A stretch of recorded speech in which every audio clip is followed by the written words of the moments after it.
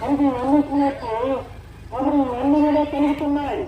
ఒక కుటుంబంలో, ఒక దేశంలో, ఒక రాష్ట్రంలో, ఒక గ్రామంలో కనుక ఈ ప్రేమ అనేది ఉన్నప్పుడే ద్వేషము, పగ, ఈర్ష, అసూయ, కక్ష, క్రోధము, కపటము, భేదము ఇవన్నీ ఉండవు ప్రేమ. కాబట్టి ప్రేమ అనేది తక్కువగా కనబడుతుంది.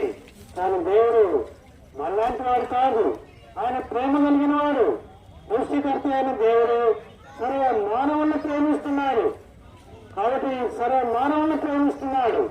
సహజంగా మరి ఒక కులానికి చెందిన వారు ఆ కులాన్ని ప్రేమిస్తారు, ఒక మతానికి చెందిన వారు ఆ మతాన్ని ప్రేమిస్తారు. కానీ అందరినీ ప్రేమించుకోవడానికి కష్టం ప్రియులారా, ఇది మానవ యొక్క నైజం. కానీ దేవుడు అలాంటి వాడు కాదు. ఆయన సరే మానవుల్ని ప్రేమిస్తున్నాడు. ఎందుకనగా ఎందుకు సరే మానవుల్ని ప్రేమిస్తాడంటే సర్వ మానవులను సృష్టించింది దేవుడే.